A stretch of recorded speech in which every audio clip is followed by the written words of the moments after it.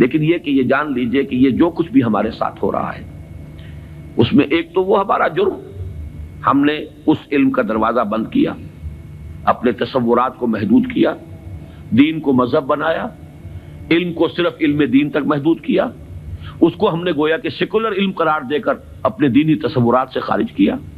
یہ ہماری غلطی، اور اس سے بڑا جرم یہ کہ اس آسمانی ہدایت کے بھی ہم کسٹوڈین تھے پہنچانے کے لیے، اور ہم نے یہ کہ خود اس کو پیٹھ دکھائی، خود اس کو اپنا امام نہیں بنایا، خود اس کو اپنا رہنما نہیں بنایا، اور دوسروں تک پہنچانے کا تو کوئی سروکار ہی نہیں، سوال ہی نہیں۔ اس ڈائگنوسس درست ہے تو اب اس کا حل کیا ہے؟ پہلے تو یہ کہ اپنی ذمہ داری کو ہم پہچانیں۔ ظاہر بات ہے کہ ذمہ داری جتنا بڑا رتبہ ہے اس کی اتنی ہی بڑی ذمہ داری ہے، اور اگر وہ پہلو تو ہی کرے تو اتنی ہی سخت سزا کا مستوجب ہوتا ہے۔ کمتر درجے کی ذمہ داری ہے، کوتاہی بھی ہو گئی ہے تو کمتر درجے کی سزا کفایت کر جائے گی۔ رتبہ بڑا ہے، جن کے رتبے ہیں بڑے ان کی سوا مشکل ہے، جن کا رتبہ ہے سوا ان کی سوا مشکل ہے۔ تو ہم کسٹوڈین ہیں اس ڈیوائن میسج کے، گائیڈنس کے، رحمت للعالمین کی رحمت للعالمینی صلی اللہ علیہ وسلم، اس کے امین ہم ہیں۔ لہذا پہلا کام تو یہ ہے ہمارے سامنے کہ اس علم کے اندر، جس کے لیے میں اب ایک لفظ استعمال کر رہا ہوں، اسلامائزیشن آف نالج، علم کو دوبارہ مسلمان کرو۔ یہ علم جو ہے، بڑی پیاری بات اقبال نے کہی تھی، عشق کی تیغ جگردار اڑا لی کس نے، علم کے ہاتھ میں خالی ہے میان ہے ساقی۔ بڑی پیاری تشبیہ ہے یہ۔ عشق سے مراد یہاں وہ ایمان ہے، ایمان کی وہ تیغ جگردار اس میان میں سے نکال لی گئی ہے، خالی نیام رہ گیا ہے۔ یہ پورا سائنٹیفک نالج جو ہے اس خالی نیام کے مانند ہے جس میں سے تلوار عشق نکال دی گئی۔ یہی تلوار عشق اس میں دوبارہ داخل کر دی جائے، ایمان کو اس علم کے ساتھ اگر شامل کر دیا جائے تو در حقیقت سارے مسائل کا حل ہو جائے گا۔ تو پہلا کرنے کا کام یہ ہے کہ وہ فلسفہ، وہ حکمت، وہ علم جو انسان نے اپنی سورسز کے ذریعے سے حاصل کیا، اس کا صحیح ربط اور تعلق قائم کیا جائے اس علم سے جو وحی کے ذریعے سے انسان تک پہنچا۔ ان کے آپس میں ریکنسائل کرنا، ان کے فصل اور بود کو دور کرنا، اور اس میں قرآن کا دعویٰ ہے۔ اور جو تھوڑی سی بھی واقفیت رکھتے ہیں، واقعہ یہ ہے مورس بکائی نے پوری کتاب لکھ دی کہ آج تک سائنس کے کسی بھی شعبے میں کوئی ایسی دریافت نہیں ہوئی ہے جس نے قرآن مجید کی بیان کردہ کسی شے کو غلط ثابت کیا ہو۔ یہ ایک بہت بڑا معجزہ ہے۔ جیسے قرآن کے اعجاز کا اس وقت سب سے بڑا مظہر کیا تھا کہ تمہارے ہاں بڑے سے بڑے فصیح اور بلیغ اور بڑے بڑے خطیب اور شاعر موجود ہیں، اس قرآن جیسا کلام موضوع کر کے لے آؤ۔ اگر تمہارا خیال ہے کہ یہ اللہ کا کلام نہیں، محمد کا اپنا کمپوزڈ کلام ہے، تو لے آؤ، فاتو بسورۃ من مثلہ۔ اور کوئی جھوٹ موٹ کو بھی کوئی جرت نہیں کر سکا، اتنی ان کے اندر کم سے کم شرافت تھی، کوئی جھوٹ موٹ کو بھی سامنے نہیں آیا کہ کہتا کہ یہ ہے، میں کلیم کرتا ہوں کہ یہ قرآن جیسا ہے۔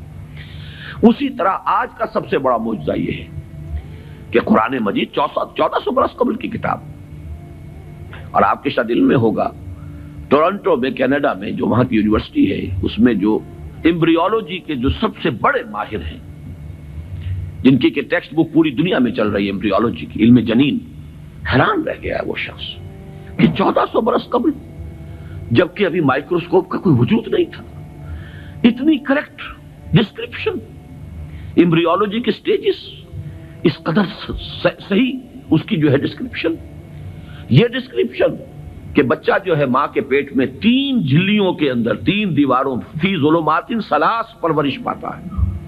ابھی تو کوئی ڈسیکشن نہیں ہوئی تھی ہیومن باڈی کے، یہ جو فزیولوجی ہے اور اناٹومی بھی اس کا علم انسان کو نہیں تھا۔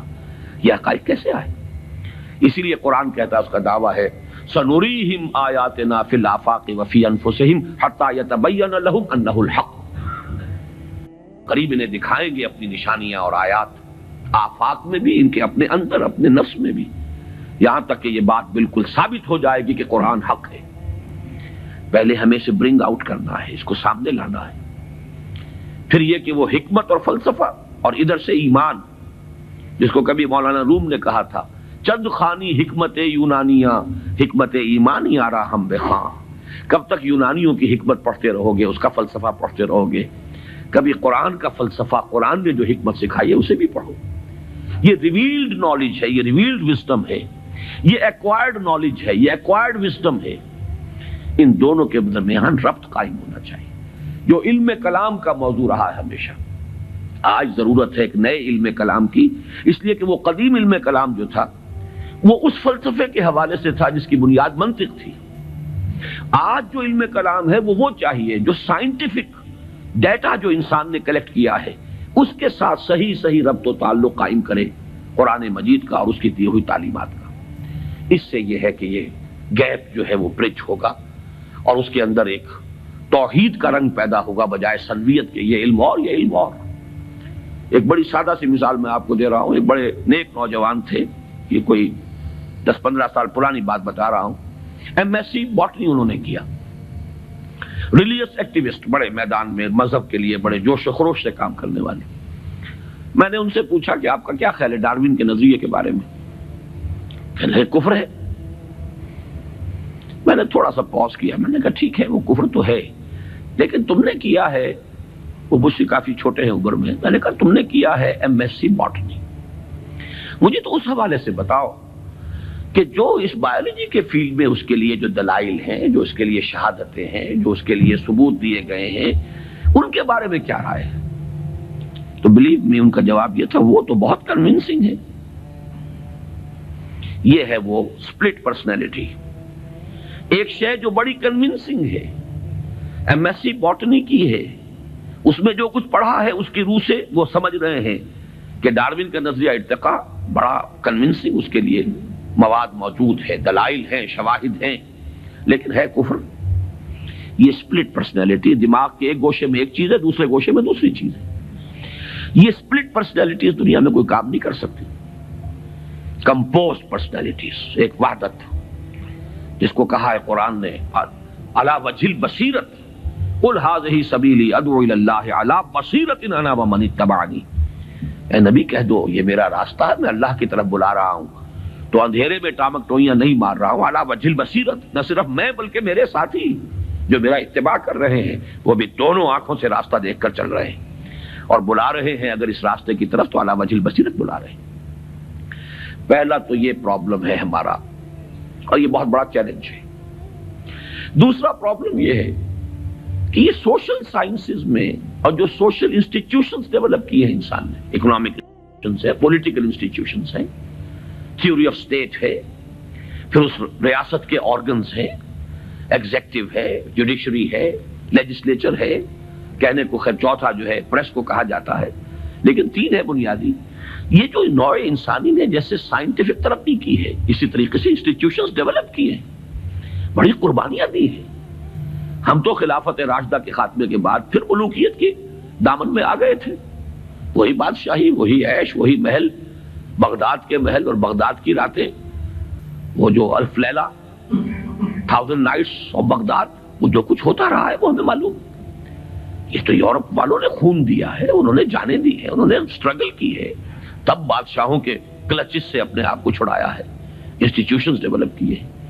لیکن یہ کہ ان انسٹیٹیوشنز کو اب یا تو یہ ہے کہ بالکل ایک مرعوب ذہنیت کے ساتھ، ڈیفیٹسٹ مینٹیلٹی کے ساتھ جوں کا تو ہم ایکسپٹ کر رہے ہیں، یا یہ کہ ٹوٹلی ریجیکٹ کر رہے ہیں. حالانکہ دونوں چیزیں illogical ہیں. اس میں تجزیہ کرنا ہوگا کیا صحیح ہے کیا غلط ہے، کیا چیز کمپیٹیبل ہے دین کے ساتھ کیا نہیں ہے. پھر اس کی بصیرت فراہم کرنی ہوگی.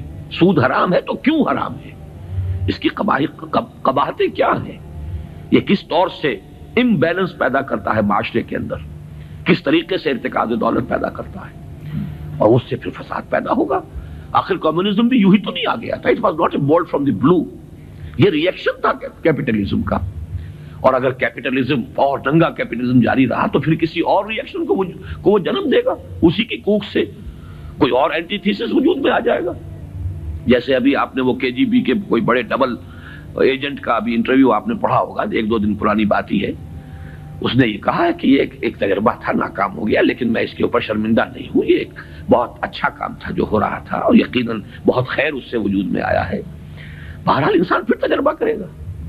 اس اعتبار سے دوسری ذمہ داری ہماری یہ ہے جو قرآن کے حامل ہے، حامل قرآن، اگرچہ مجھے شعر یاد آیا اقبال کا، جانتا ہوں میں یہ امت حامل قرآن نہیں، ہے وہی سرمایہ داری بندہ مومن کا دین، جانتا ہوں میں کہ مشرق کی اندھیری رات میں بے ید بیضا ہے پیران حرم کی آستی۔